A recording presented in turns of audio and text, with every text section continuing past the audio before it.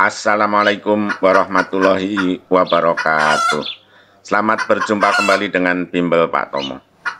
Kali ini kita akan membahas tentang suhu dan kalor. Kita mulai ya. Bismillahirrahmanirrahim.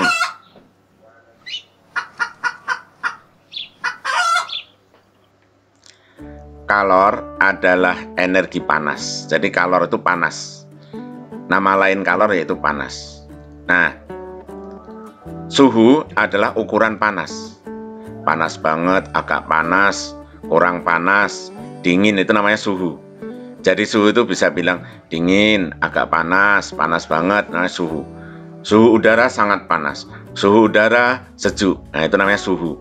Suhu itu bisa sejuk, bisa dingin, bisa panas. Nah, panas itu namanya kalor. Alat untuk mengukur suhu itu namanya termometer.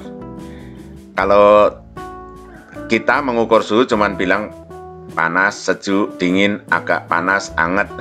Tapi kalau termometer ngukurnya pakai derajat. Derajat ya. Termometer itu misalnya 5 derajat Celcius, 30 derajat Celcius. Jadi kalau termometer ukurannya namanya, satuannya namanya derajat. Kalor dapat berpindah dari kompor ke panci, dari panci ke air. Suhu dapat naik, bisa dapat turun. Kalau benda terkena kalor, suhunya naik. Kalau tidak ada kalor, suhunya turun. Ya, sekarang sumber energi panas. Sumber energi panas atau sumber kalor yang terbesar yaitu matahari. Yang terbesar matahari ya. Kemudian ada lain-lain, ada api ya, ada kompor.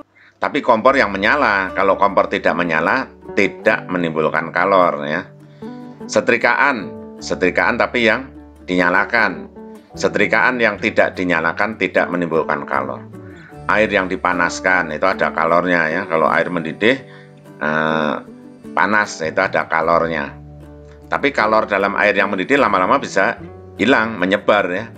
Menyebar, bisa berpindah ke udara. Kemudian dua benda yang digesekkan, termasuk telapak tanganmu, kalau digosok-gosok nanti akan timbul panas atau anget. Nah, itu ya sumber-sumber panas. Kalor dapat mempengaruhi suhu benda. Benda yang terkena panas, terkena kalor, suhunya akan naik. Tadinya 10 derajat, dipanasin bisa jadi 100 derajat. Nah itu.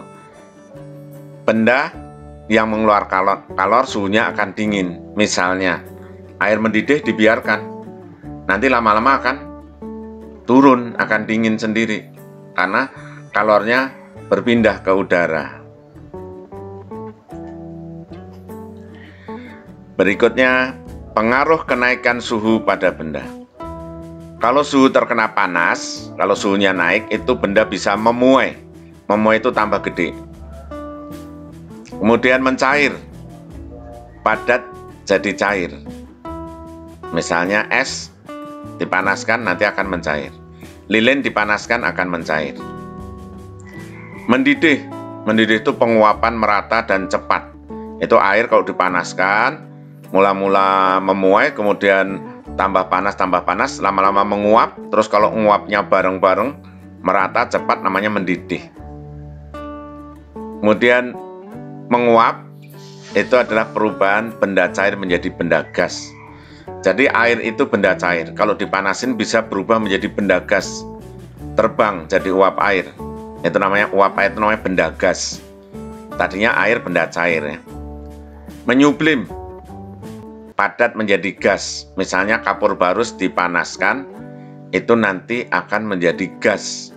Jadi bau, nggak kelihatan, kapur barusnya hilang ya. Kapur barus itu padat menjadi gas. Misalnya kapur barus ditaruh di lemari, nanti lama-lama akan mengecil, terus lama-lama akan habis karena menjadi gas. Gasnya bau wangi ya. Nah, suhu bisa juga turun. Kalau malam hari suhunya turun. Pengaruh penurunan suhu yaitu menyebabkan benda jadi menyusut atau mengecil. Kemudian kalau suhunya sangat berkurang, benda bisa membeku, dari cair menjadi padat, namanya membeku. Kemudian yang benda gas kena dingin, bisa menjadi cair, namanya mengembun. Gas menjadi cair namanya mengembun. Bisa juga mengkristal atau menghablur. Gas menjadi padat, misalnya uap air langsung jadi salju, itu namanya menghablur. Ya, itu namanya menghablur, atau gas menjadi padat. Uap air bisa menjadi padat. Itu misalnya salju. Salju dari atas jatuh itu udah padat itu ya. Itu namanya mengkristal atau menghablur. Inilah akibat penurunan suhu atau pendinginan, yaitu bisa menyusut, membeku, mengembun, atau menghablur, mengkristal ya. Pengaruh pemuaian dan penyusutan dalam kehidupan sehari-hari. Nah, rel kereta api dipasang agak renggang untuk memberi ruang muai agar tidak melengkung. Jadi kan benda padat, misalnya besi itu kalau kena panas memuai. Memuai itu tambah gede. Nah, maka rel kereta api dipasang renggang. Kita lihat gambarnya. Mari kita lihat nih. Ini rel kereta api, ini ada celah, ada renggang nih. Tujuannya apa? Pas rel kereta api kena panas, dia memuai tambah panjang. Nah, pas tambah panjang itu ada ruang buat tambah panjang. Kalau nggak ada ruang tambah panjang itu nanti dia bentrok, dia ke sana jadi melengkung. Jadi melengkung ya. Nih, kalau ruang muainya kurang, nanti rel kereta api bisa melengkung, meletot-meletot. Gara-gara apa? Gara-gara pengen tambah panjang, tapi nggak ada tempat. Tabrakan sama sambungan yang lain, jadi akhirnya kayak gini. Namanya rel kereta api yang kurang mendapat ruang muai. Kalau ruang muai tidak cukup atau kurang, nanti melengkung karena pengen tambah panjang tapi nggak bisa. Nah, ini rel kereta api harus diberi ruang muai seperti ini. Pas tambah panjang dia nggak melengkung, nggak tabrakan ya. Bingkai kaca dibuat lebih longgar untuk memberi ruang muai, agar kaca tidak pecah saat memuai. Jadi kalau ada kaca, terus ada bingkai kayunya itu harus lebih besar daripada kaca. Ban kendaraan bisa meletus karena udara dalam ban memuai. Gelas kaca bisa pecah saat diisi air mendidih karena pemuaian tidak merata. Nah, ini orang nuang air panas di gelas, bisa pecah gelasnya gara-gara gelasnya memuai mendadak, memuai tidak merata. Nah, untuk mencegah itu, sebaiknya sebelum mengisi air dalam gelas, air panas dalam gelas itu, gelasnya dikasih sendok dulu. Jadi supaya panasnya pada merambat ke sendok ya, sehingga gelasnya tidak pecah. Nah, ini ban sepeda di tempat panas itu bisa meletus ya, gara-gara udaranya memuai di dalam ban. Nah, ini gambar balon ditaruh di air dingin. Ini botolnya ya, balonnya lembek begini, tapi begitu taruh di air panas, udara dalam botol memuai, akibatnya balonnya jadi kencang, jadi kelihatan keras gitu ya. Ini empuk ya, karena udaranya tidak memuai. Yang ini udaranya memuai ya. Nah, ini gambar apa ini? Ini ada gambar dua gelas. Ini gelas dalam ya, ini gelas luar. Dua gelas ditumpuk terus nggak bisa dilepas. Supaya bisa dilepas, dicelupin ke air panas. Supaya apa? Supaya gelas yang bagian luar itu memuai.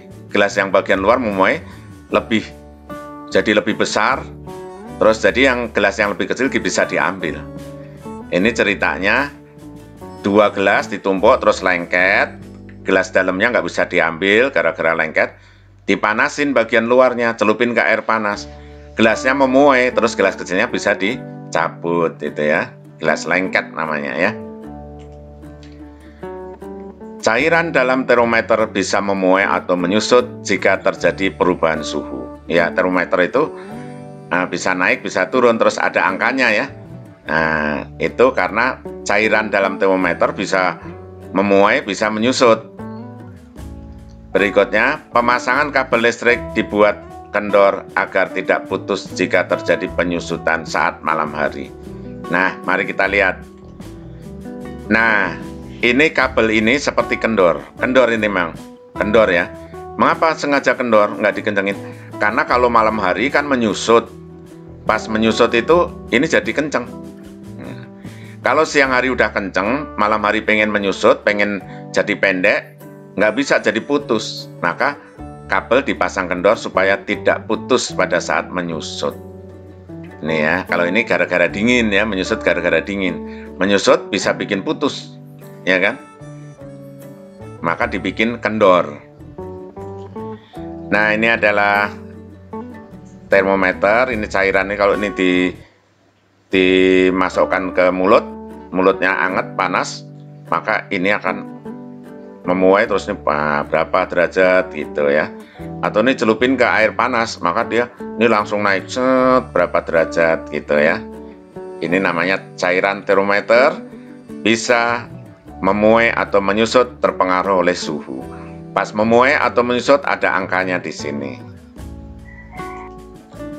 Baiklah, sampai sini dulu pembahasan kita.